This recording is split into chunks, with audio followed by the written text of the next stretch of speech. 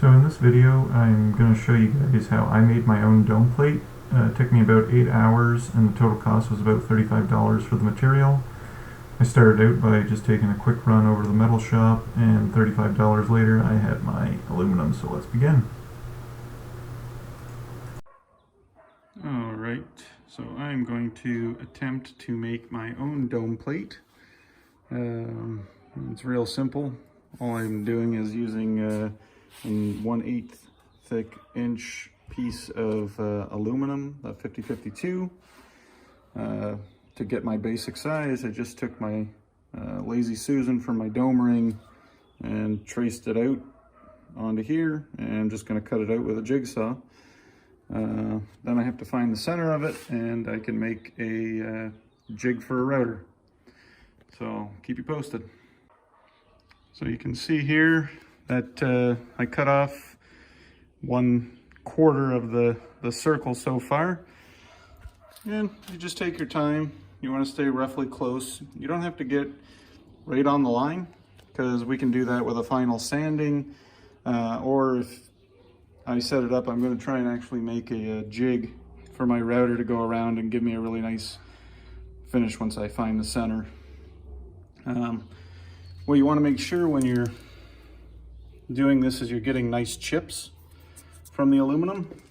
And you can use any type of grease or WD-40 or cutting oil or something. Just want to make sure that your blade is staying cool. Also with aluminum, you don't want to use like a typical metal cutting blade. The aluminum will end up gumming it up and binding it. So this is still a metal cutting blade, but it's a more aggressive tooth. All right, we'll keep going. So just after about 5 minutes of cutting on with the jigsaw here, we have a circle. So it's not perfect right now, but once we build some sort of a router jig, we can easily clean this up. And then we'll have to make the template that'll go in the middle, because we don't obviously need all this material. So I'm going to go with the, I think it's like 6 spokes style, and there we go. So I'll keep going on it, and I'll show you how I cut the middle parts out after. Okay, so I'm going to show you here how to quickly find the center of the circle by doing some basic math, I guess. Not really math, no calculations, just trigonometry. So anyways, all we got to do is make a chord, which is just, you can do it with anything, but helps if you have this nice ruler here. So we're just going to make a line, and we're going to find the midpoint. So this is a 12-inch ruler, so we'll take a 12-inch point, and we're going to do this a couple places here. And just try and line it up as best you can. Going to be a pretty good average of where things are. And we'll take 3 points, I guess.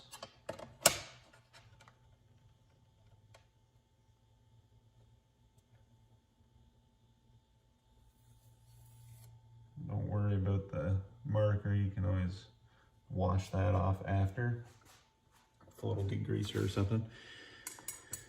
Okay, then we're going to take our square. It's kind of hard to see, it can be anything, but I have this one since university, and I always have kept it.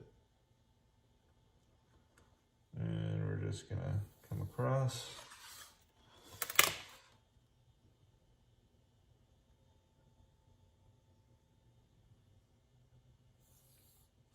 Across, and hopefully that lines up right on that dot.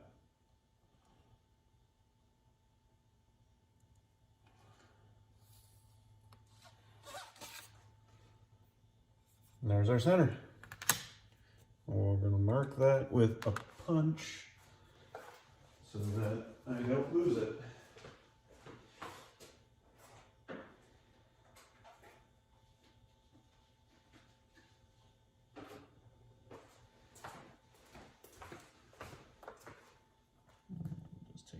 punch as close to the center as I can. There we go. Now I can go over and drill it in. Then I'll have my center point, making my circle jig, and then I'll have a perfect edge exactly how I want it.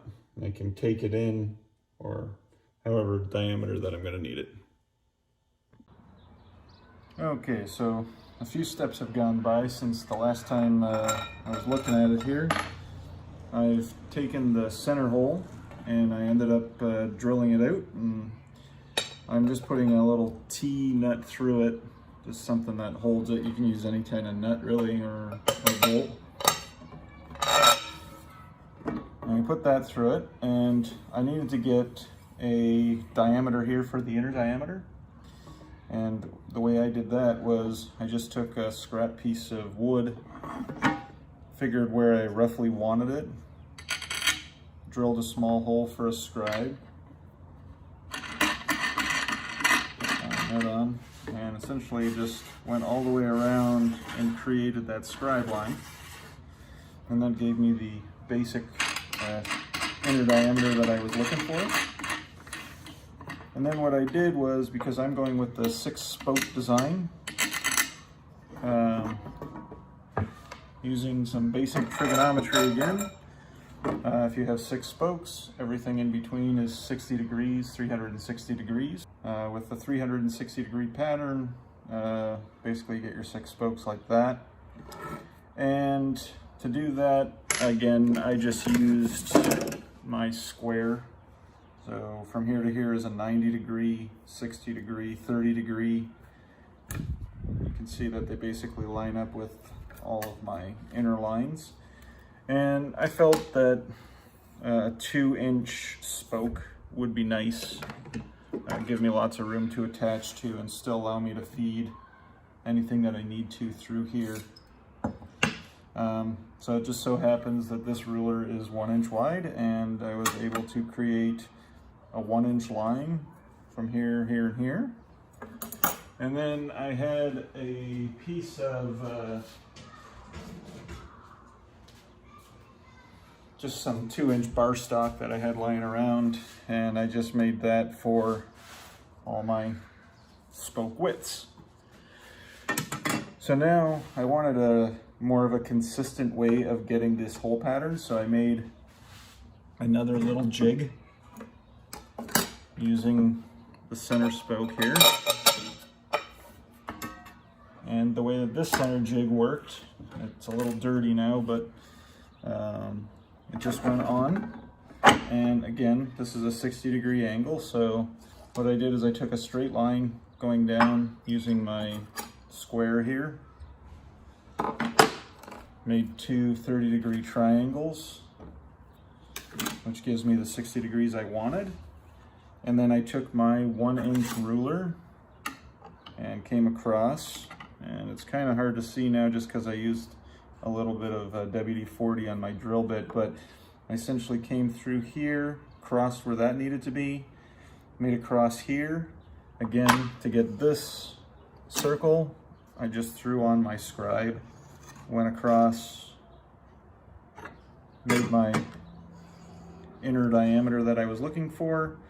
With those crossed, I took a 3/8 drill bit because I thought that would give me a nice radius on here, and just kind of lined it up to where it needed to be and made a hole pattern. So that now all I needed to do was look through the holes, make sure that they lined up and not crossing any of the lines. Just tighten it up. With this, I also used some clamps, just some regular clamps here, clamping the sides. And I took it over to my drill press, or you could just use a regular hand drill, and we just drilled these in, doing that the same for all 6 spokes. And now that we've got that done, we can just take it to our jigsaw. Once I get that off, we can put our jigsaw right into that hole, and then just cut it, cut it, cut it.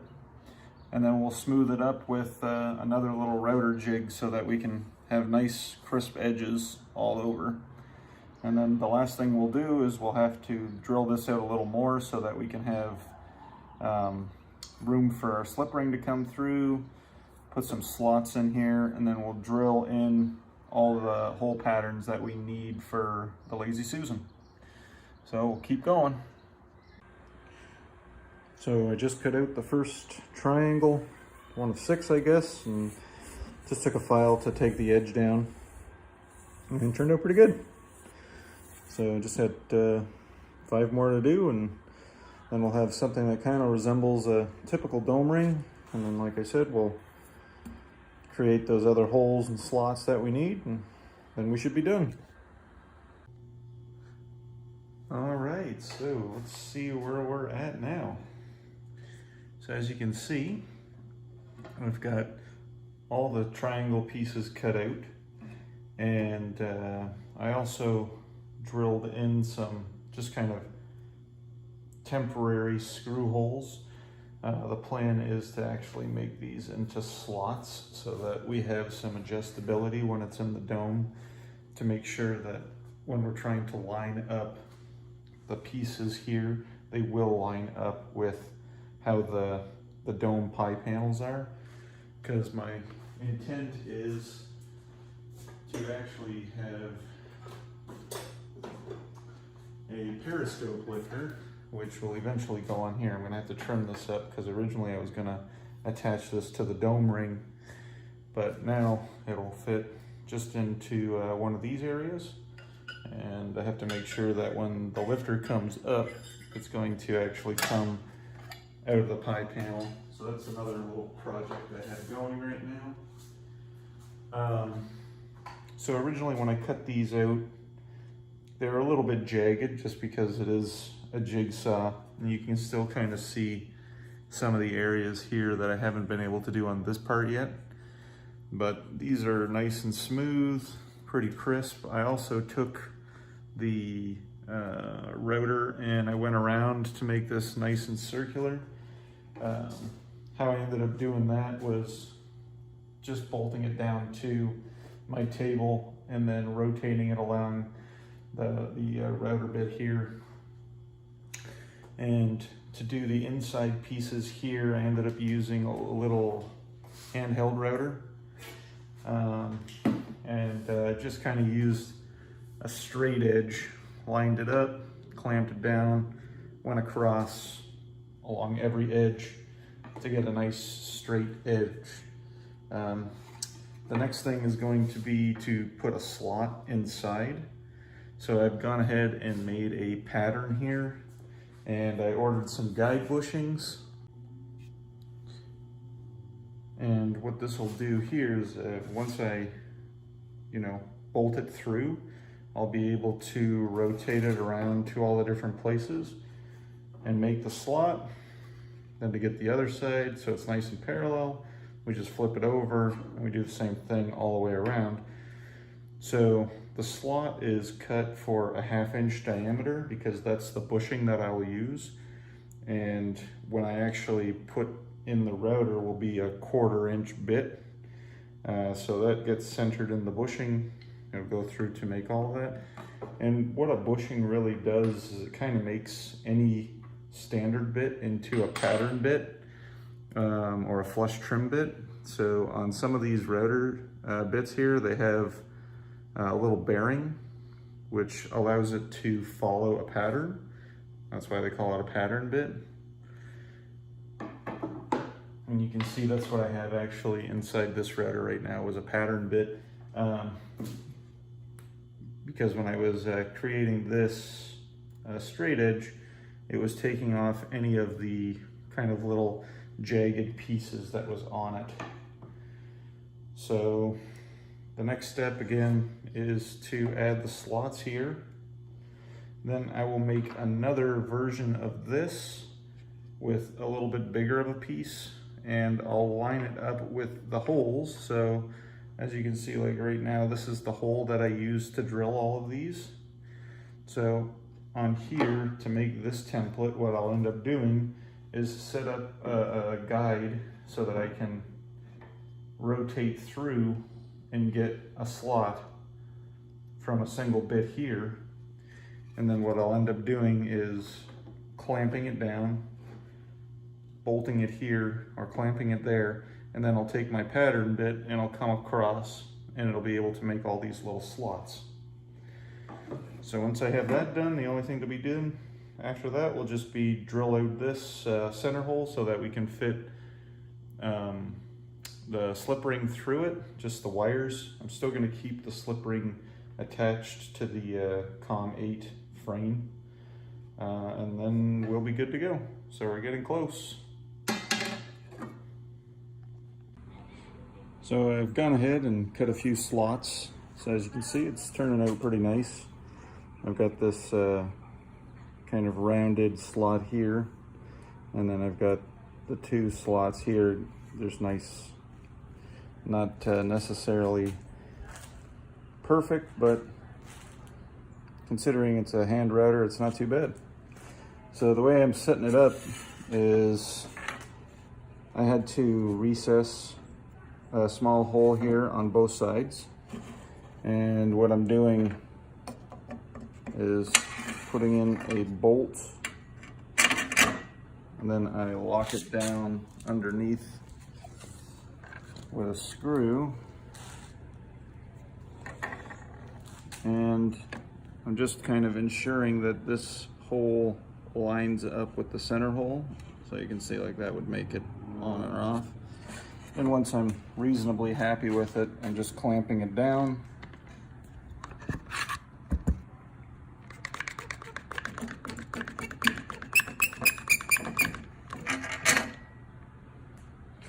And then I'm using my router here, and I've gone and installed the bushing. So it's a 1/2-inch bushing, which fits perfectly into this slot. And as I plunge down, you can see that the router bit is centered perfectly in that slot. So just have to do all the different slots, and we'll keep going. So thanks for watching, and unfortunately I did lose the last video which showed me making those curved slots in my dome, but I just used the one template that I had. Anyways, I hope you enjoyed it, and hope it gives you guys some ideas to go out and build.